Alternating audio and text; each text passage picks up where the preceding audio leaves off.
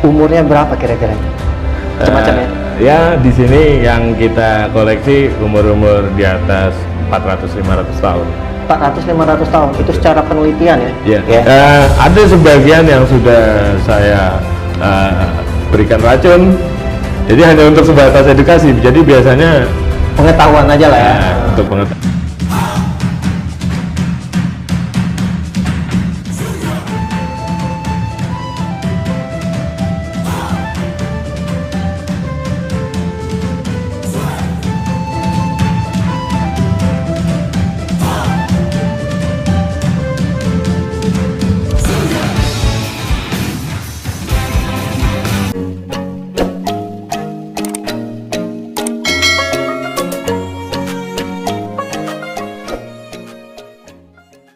Assalamualaikum warahmatullahi wabarakatuh. Salam pencak silat, salam persaudaraan. Kembali lagi dengan saya Denny Aprisani dalam channel YouTube Denny WW. Nah, sahabat pencak silat sekalian, sahabat Denny WW, di kesempatan kali ini saya masih bersama Ki Kumbang, yang dimana di konten sebelumnya saya diajarkan Ki Kumbang bermain golok ya. Iya. Walaupun baru pertama, ya lumayan lah ya. Lumayan mantap sekali. Untuk pertama kali main golok langsung diajarin masternya, itu luar biasa ini. Nah, di sini saya melihat banyak sekali koleksinya ini Ki Kumbang ini ya, dan ada berapa foto-foto bukti-bukti atau apa ini Ki ya, sejarah. Ini dari riset. Oh, dari riset penelitian ya, tahun 2019. Nah, golok ini umurnya berapa kira-kira nih? Macam-macam ya? Ya, di sini yang kita koleksi umur-umur di atas 400-500 tahun. 400-500 tahun. Itu secara penelitian ya? Iya.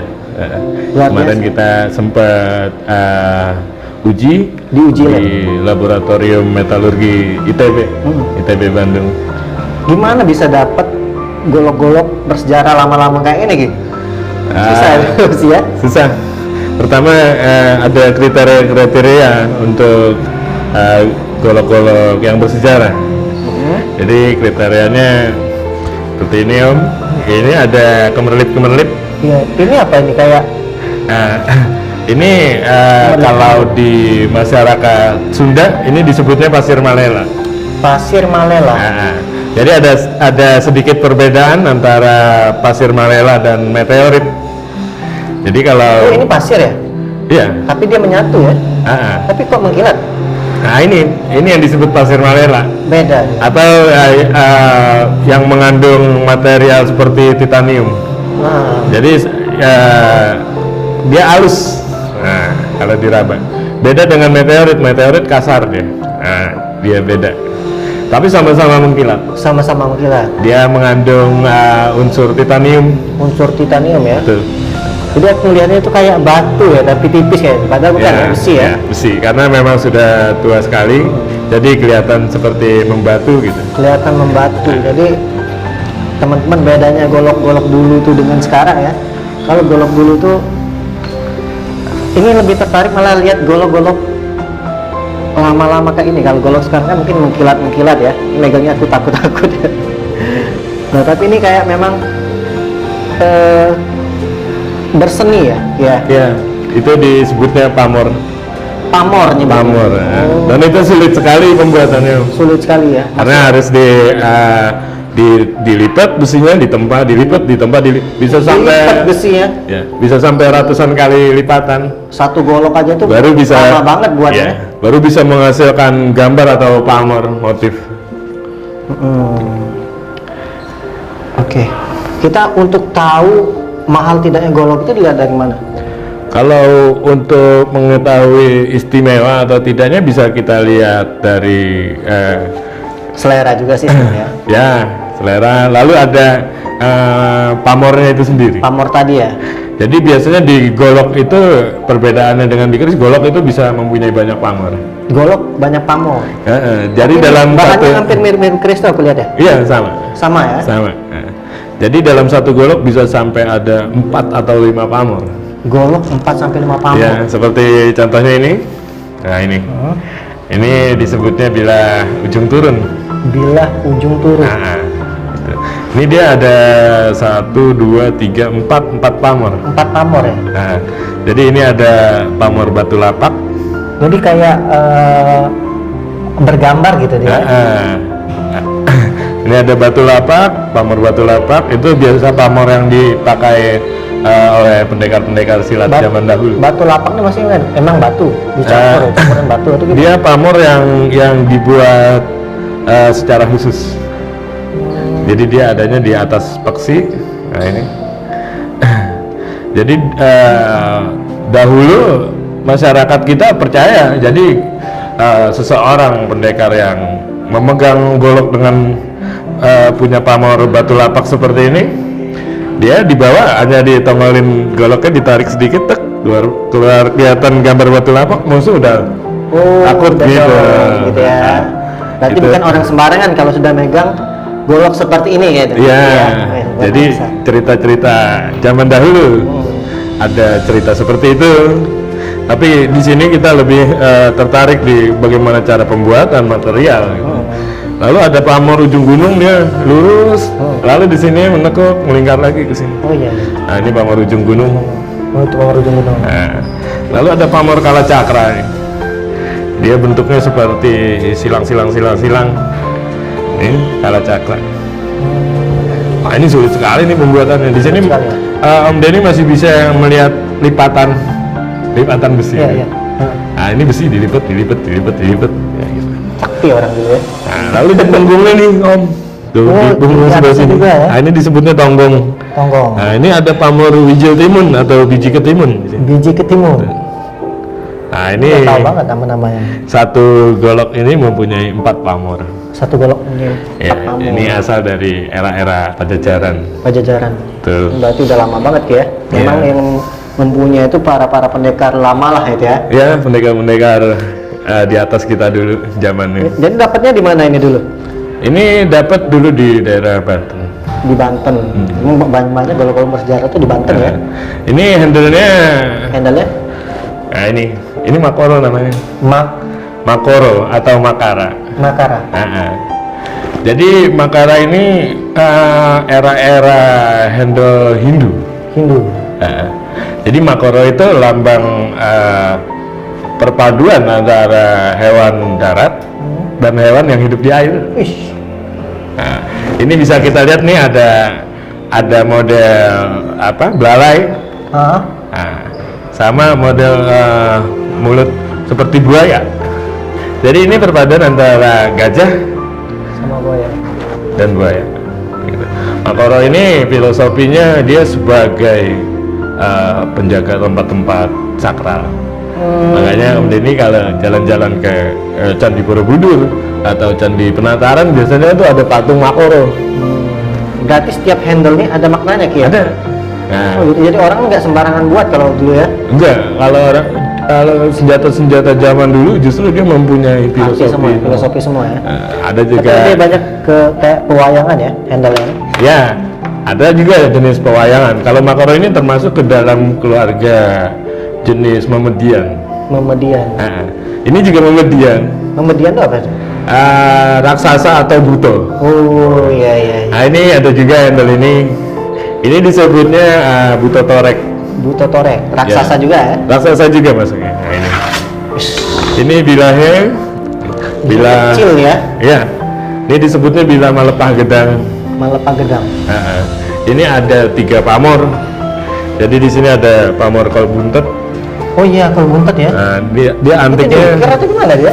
besi dilipat. Besi dilipat jadi kayak kol buntet ya? Nah, nih ada 2 nih uniknya nih kol buntetnya nih. Oh. Dalam satu permukaan bilah ada 2. Ada kol buntet, ada banyu mili, ada pamor tambel. Nah, ada 3 pamor. 3 pamor ya? Iya, ini handle Handle-nya?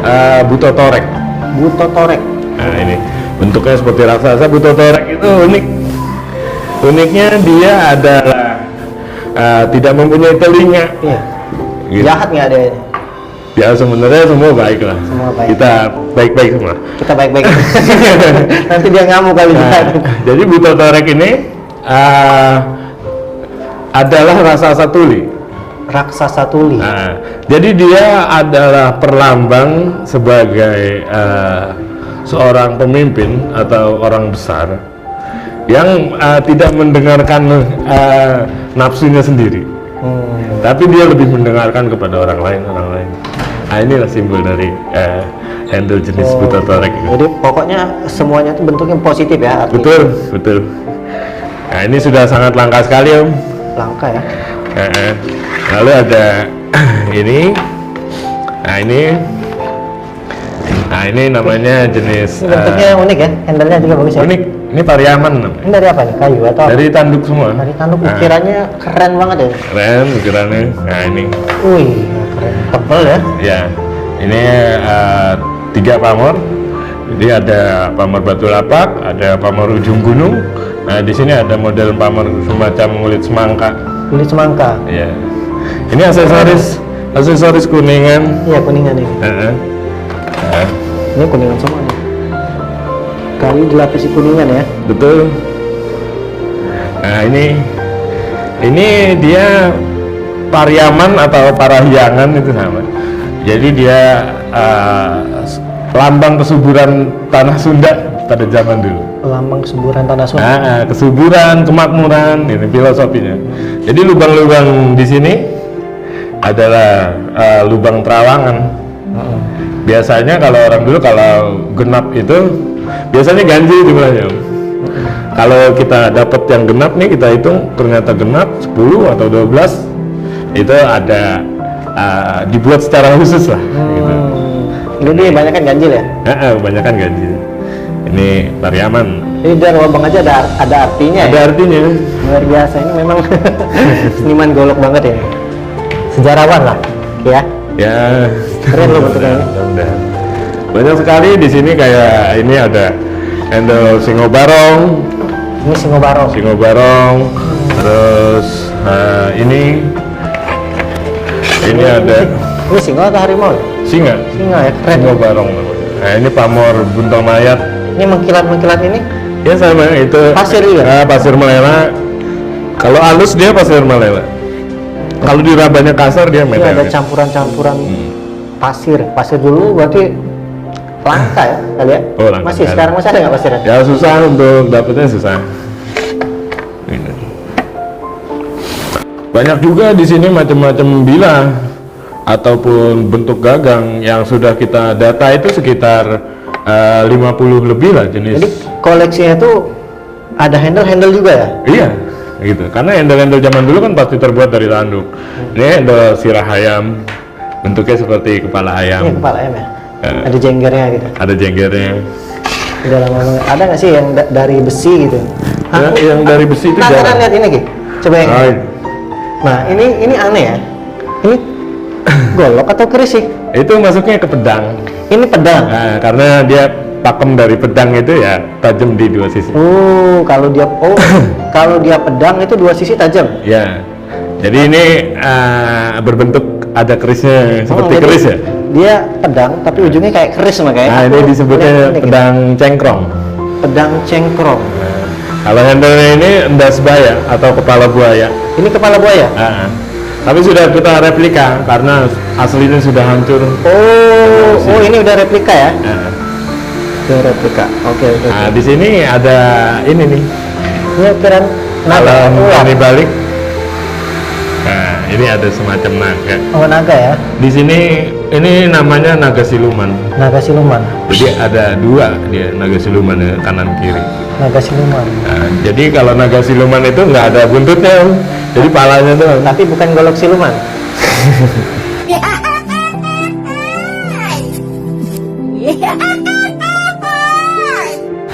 Naga siluman ini.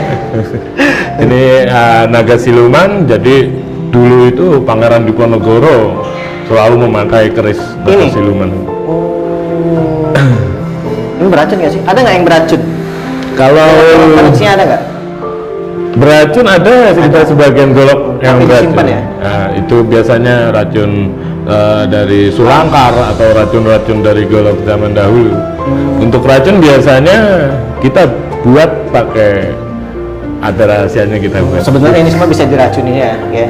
Ada sebagian yang sudah saya berikan racun. Jadi hanya untuk sebatas edukasi. Jadi biasanya pengetahuan aja lah ya. Nah, untuk pengetahuan Bukan. tentang racun-racun zaman dulu. Oh gitu. Biasanya dia Tapi dia kalau dipegang gini aja tuh aman ya. Kalau jangan sampai tergores gitu aja. ya Bahaya banget ya. ada juga yang kalau zaman dulu gini Om, kalau cerita tentang racun. Jadi golok ini kalau sudah dilumuri racun, caranya nggak dibacokin Om. Terus? Jadi Om Denny nih kayak gini sekarang nih, sendalnya kan ada di luar tuh. Jadi kayak saya giniin aja. Gitu. Dia poles.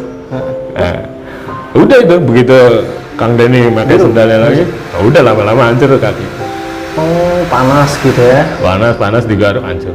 Atau dicelupin dalam minuman. Apalagi kalau kakinya berdarah ya, cepat ya. Iya, atau kopi, nah itu bahaya sekali. Jadi itu juga kita teliti karena itu bagian dari Tapi pengetahuan. kopi aku jangan dikasih racun. Bahaya ini kerita, habis minum kopi. Jadi seperti itu. Keren unik. Jadi ada juga ini ada samuka ini teh yang termasuk dalam pewayangan juga. Oh itu pewayangan. Nah ini bilang candung. Jadi kalau yang tadi ujungnya sama-sama turun, kalau ini candung dia Dia dari. malah gede di atas. Nah betul, ininya besar. Ininya kecil, ininya besar. Nah ini ada yang unik, ini tentang golok candung. Jadi pemerintah Belanda dulu, kalau Om Denny bawa golok gitu, misalnya Om Denny bawa golok ini, Kemana? Belanda. pada saat pertempuran zaman dulu. Oh, penjajahan Belanda. Nah. Ini ringan ya? Iya, karena ini jenisnya malepah gedang. Nah ini lebih berat hukumannya ini. Hah? Lebih berat hukumannya. Kalau bawa golok. Om Denny bawa golok jenis ini, sama saya bawa golok jenis ini. Hukumannya lebih berat jenis ini. Gitu. Ada gitu juga berarti ya. Jadi itu yang pada diterapkan. zaman dulu itu kalau kita bawa golok kena sanksi ya. Kena sanksi. Nah, Dan sanksinya lebih parah. Terlebih pakai golok yang model candung seperti ini. Kok bisa ya? Nah, karena ini daya destroyer yang ditimbulkan. Membunuhnya tuh Nah, kuat ini sekali. lebih 2 kali berbahaya daripada model Bacokannya ini. dia. Karena ini berat di ujung dan di sini ujungnya nekuk. Nah, ini. Jadi begitu diayun kena sedikit aja robek udah luar biasa. Nah, gitu. Ini model-model candung. Apa namanya? Candung. Candung. Ya. Jadi kalau candung ini ujungnya turun juga Kalau seperti golok-golok turun. itu banyak dapatnya dari mana sih? Jawa, Pulau Jawa, mana? Kalau golok itu aslinya dari Jawa Barat. Jawa Barat. Kalau Om Denny melihat literasi di Google, nah itu salah. Salah ya. Nah, karena kita sudah melakukan riset, kita sudah mendapatkan bukti-bukti kalau golok itu berasal dari Jawa Barat. Gitu. Buktinya ada dalam manuskrip Sunda kuno, Sang Hyang Siksa Kandang Karesian, yang di situ ada tahunnya, Om. Ada tahun pembuatan, yaitu tahun 1518. Nah, ini sudah saya terjemahkan ya, Om, bukunya, Om. Mantap ya. Ini nanti Om Denny pelajari. Ini kitab Sunda kuno yang sudah saya terjemahkan dalam Oke, bahasa Sunda. Sanskerta ya enggak? Aslinya bahasa Sunda kuno. Sunda kuno ya. Bahasa Sunda kuno kita translate lagi ke Sunda sekarang, kita translate ke Indonesia, baru ke Inggris. Ini diperjualbelikan nggak? Kalau ini belum di post. secara umum. Ada yang sudah secara umum. Ini buku The Golok. Oh, The Golok. Jadi buku The Golok ini saya tulis bersama istri saya, Linda Tuti, dari Itali. Dari Italia. Jadi ini kerjasama Indonesia dan Itali pada saat itu. Ini sudah disebarkan. Ini sudah disebarkan ke 10 negara. 10 negara. Luar biasa. Untuk diakui harus 40 negara ya? 40 negara. Kita masih perlu berjuang. Dan buku ini sudah menjadi literasi tentang senjata golok adalah senjata warisan Indonesia di Museum Klingen, Jerman. Jadi di dalam buku ini menceritakan kalau golok itu tuh Iya, di dalam buku ini ada tentang histori golok martial arts, terus ada tipe-tipe dari golok-golok zaman dahulu, filosofinya ya. filosofi, mistik, pamor, sampai uji laboratorium. Termasuk mistik juga ada menceritakan di sini. Iya. Memang kalau golok-golok dulu mistiknya ini banget ya. Ya, tapi kita di sini bahas mistiknya secara kimiawi. Secara penelitian. Kita Bisa secara diterima lah di akal ya. Betul. Jadi dua buah buku The Golok ini menjadi referensi di Museum Klingen Jerman. Nah ini ada direktur dari Museum Jerman di Solingen. Museum Jerman. Solingen itu kota pedang terbaik di dunia, mungkin. Itu termasuk pedang ini ya, Kalimantan ya? Itu ada dari Palembang. Palembang ada juga? Itu. Wah, Nah itu. Sriwijaya berarti. Betul. Ada dari Kalimantan juga. Itu Kalimantan ya. Nah itu buku The Golok. Oh, Nah itu buku Sang Hyang Siksa Kandang Karsian. Jerman ya? Jerman. Di Jerman loh. Jadi teman-teman, kita juga yang di Indonesia harus mengakui kalau golok juga dari kita juga. Ya, kita juga harus sama-sama berjuang, sama-sama melestarikan. Luar biasa Ki Kumbang ini, dia melestarikan, berjuang bahwa golok ini harus diakui dari Indonesia ya. Betul. UNESCO harus mengakui. Betul. Jadi syaratnya juga harus 40 negara udah mengakui kalau golok itu dari kita ya. Ya, kurang lebih seperti itu, Om. Yang terutama orang Indonesia juga harus mengakui. Jangan betul. orang luar mengakui tapi orang kita sendiri tidak mengakui, bisa juga kita ya. Ya, kita harus peduli, kita coba sampaikan ini ke pemerintah. Secepatnya kita sampaikan. Semoga ini bisa menjadi suatu mimpi yang menjadi kenyataan gitu. Luar biasa. Mbak, ada lagi ini mau dijelasin ini Ki? Ya, di sini banyak sekali nih dari. Kalau dijelaskan sehari nggak habis ini ya. Nah, ini dari Institut Teknologi Bandung. Waktu itu saya melakukan uji coba tentang Lab ya? Ini tentang komposisi kimia, terus tingkat kekerasan besi, terus Sampai tahunnya ya. pengujian fotomikro gitu. Jadi untuk mengetahui tahun itu kita hancurin golok. Dihancurin ini. Dihancurkan. Terus? Kalau tidak dihancurkan dia nggak bisa ketahuan. Oh gitu. Terus disambung lagi? Enggak, ya udah hancur. Oh. Nah, jadi pada saat itu Keren banget ya. kita hancurkan sebagian. Jadi misalnya ini harus dipotong, Om. Ini dipotong, ya baru diteliti di lab. Oh, tapi kita diukir lagi lah ujungnya gitu ya. Ya biasanya kita cuman buat sampel, gitu. Jadi ada. Kalau sampel dikit doang palingan ya. Iya, tapi kalau untuk sampai ke tingkat kekerasan itu sih uji fotomikro atau uji material itu harus. Sayang tapi ya udah nemunya susah-susah tapi dihancurin. Ya, kita terpaksa harus berbuat seperti itu karena untuk menggali apa aja sebenarnya misteri-misterinya, apa aja materialnya, apa aja bentuk skemanya secara mikro. Jadi fotomikro ini sampai 500 sampai 2000 kali pembesaran. Jadi sampai 2000 pembesaran. Iya. Nah, ini pembesaran. Nah, ini ada pembesaran 100 kali. Nah, ini macam-macam nih. Nah, ini Itu golok itu ya? golok, material golok. Luar biasa. Jadi kita coba kumpulkan, kita coba untuk bahan edukasi. Kita sangat berharap golok ini bisa kita angkat sama-sama. Jadi memang kita angkat sama-sama kalau golok ini dari kita gitu. Luar biasa loh, sampai istimewanya tuh golok ini pakai karpet merah. Tapi memang dihargai ya Ki ya. Sebenarnya ini di gudang ini kita ini. Di gudang karena kita lagi ada proses jamasan warangan. Jadi kita cuci gitu. Oh, ini habis dicuci ya. Dicuci. Pusing juga nih. Karena dia karat ya, kalau nggak dicuci karat ya. Karat. Jadi makanya tadi Om Denny ada nyium bau-bau minyak. Air minyak itu untuk mencegah karat sebenarnya. Oh, gitu. Bukan biasanya, yang aneh-aneh ya Ki ya. Bukan. Jadi kayak ada bau apa ya? Bau minyak mustahil kayak itu ya. Itu untuk mencegah karat minyaknya itu. Gitu. Oh, baru tahu. Suhu juga pengaruh. Oh, suhu mempengaruhi juga. Suhu pengaruh, makanya di sini kita pakai AC itu dengan derajat 20. Jadi nggak sembarangan ya, Mas ya. Ini kepala burung ya? Itu soang mekik. Oh, soang ini ya, matok dia nih. Soang mekik. Oke. Banyak sekali di sini ragam-ragam handle. dan bisa Om pelajari nanti nih di buku The Di Golok. buku ini saya akan baca Ki. Jadi ini ada jenis-jenis golok, jenis-jenis handle di sini. Ah, semua lengkap. Pamor-pamornya. Ini masih di cetakan pertama. Nanti Ini cetakan pertama. iya. Tapi bisa dibeli nggak orang?